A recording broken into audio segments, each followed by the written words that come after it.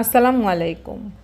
আজকে তৈরি করে দেখাবো ফিশ কাটলেট বা মাছের কাবাব। এই কাবাবটি আপনি একবার বানিয়ে ডিপ ফ্রিজে সংরক্ষণ করে অনেক দিন পর্যন্ত খেতে পারবেন। সামনে যেহেতু রমজান মাস চলে আসছে, এইভাবে আপনি ফিশ কাটলেটটা বানিয়ে তারপর সংরক্ষণ করে আপনি ইফতারিতে খেতে পারবেন। চলুন দেখি কিভাবে তৈরি করতে হয়। এখানে আমি পাঙ্গাস মাছ নিয়েছি। আপনি চাইলে যে কোনো মাছ দিয়ে কিন্তু এই ফিশ কাটলেটটি তৈরি করতে পারবেন। আমি যেহেতু সংরক্ষণ করে রাখবো, এজন্য একটু বেশি পরিমাণে মাছ নিয়েছি। মাছগুলোকে খুব ভালোভাবে ধুয়ে নিতে হবে। এখন পরিমাণ মতো লবণ, হলুদের গুঁড়া এবং লেবুর রস দিয়ে দিব। লেবুর রসটা দেওয়ার কারণে মাছের যে একটা গন্ধ, সেটা কিন্তু কেটে যাবে। তারপর আমি অল্প পরিমাণে পানি দিয়ে এই মাছগুলোকে সেদ্ধ করে নিব। তো ঢাকনা দিয়ে ঢেকে দিব। পানিটা একদম শুকিয়ে যাওয়া পর্যন্ত রান্না করে নিচ্ছি। তো পানিটা দেখুন মাছের গা থেকে একদম শুকিয়ে গিয়েছে। পানিটাকে এইভাবে শুকিয়ে নিতে হবে। ঠান্ডা হয়ে গেলে মাছগুলোকে কাটা বেছে নিব। এবার আমি একটা প্যানের মধ্যে তেল দিয়ে দিব, আর তেলের মধ্যে দিচ্ছি রসুন কিমা। রসুন কিমাটা একটু ভেজে নিব। ভেজে নেওয়ার পর এবার দিয়ে দিচ্ছি পেঁয়াজ কুচি। এখানে আমি 1 কাপ পরিমাণ পেঁয়াজ কুচি নিয়েছি। তো পেঁয়াজটাকে আমি একদম গোল্ডেন ব্রাউন করে ভেজে নিব। বেরেস্তা করে ভেজে নিলে এটার ফ্লেভার ভালো আসে। 1 টেবিল চামচ পরিমাণ আদা এবং রসুন পেস্ট দিয়ে দিচ্ছি লবণ, মরিচের গুঁড়া, হলুদ গুঁড়া, এখন দিচ্ছি ধনিয়া পাউডার, জিরা পাউডার। এবার সবগুলো মশলাকে খুব ভালোভাবে কষিয়ে নিব। তারপর যে মাছগুলোকে আমি কাটা বেছে রেখেছিলাম সেগুলো দিয়ে দিব। এখন দিচ্ছি সেদ্ধ আলুটাকে আমি সেদ্ধ করার পর ম্যাশ করে নিয়েছি।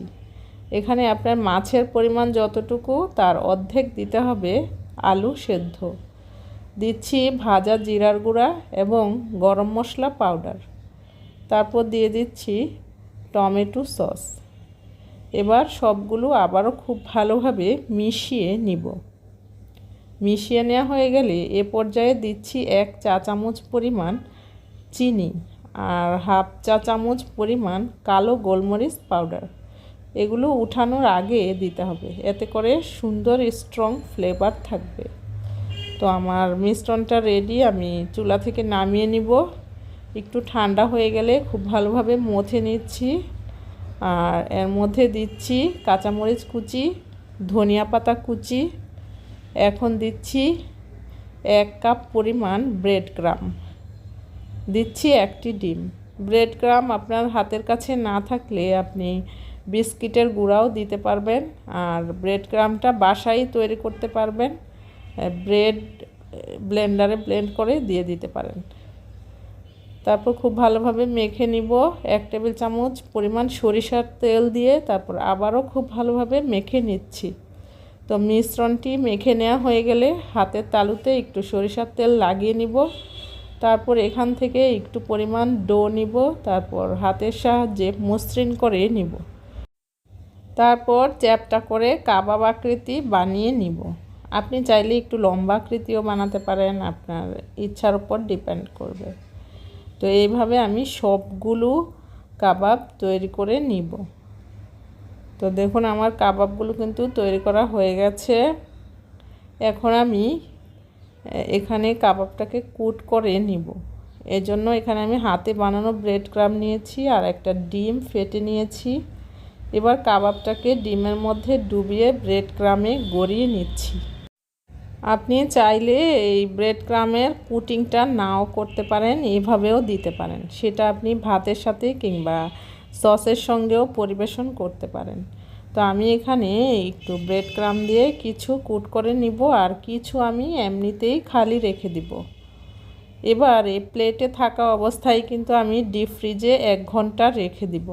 1 ঘন্টা পর যখন একটু শক্ত হয়ে আসবে তখন নামিয়ে নিব আর বক্সের মধ্যে সংরক্ষণ করে নিব। তো বক্সের মধ্যে ভরে ঢাকনা দিয়ে ঢেকে দিব আর ডিপ ফ্রিজে রেখে দিব। যখন হঠাৎ বাসায় কোনো মেহমান আসবে কিংবা ইফতারের আগে আপনি এটা নামিয়ে অল্প তেলের মধ্যে শ্যালো ফ্রাইও করতে পারেন কিংবা ডিপ ফ্রাই করেও ভেজে নিতে পারেন। তো আমি এখানে কিছু ভেজে দেখাচ্ছি যে কীরকম হবে। তো এটা খেতে কিন্তু দারুণ মজার। অনেক সময় দেখা যায় কি বাচ্চারা কিন্তু মাছটা খেতে চায় না, আর এইভাবে যদি তৈরি করে দেন তাহলে কিন্তু বাচ্চাদের মাছ খাওয়া হবে। তো রেসিপিটি কেমন লাগলো সেটা কমেন্ট বক্সে জানাতে ভুলবেন না। দেখা হবে নেক্সট কোনো রেসিপিতে। ততক্ষণ সবাই ভালো থাকুন। আল্লাহ হাফেজ।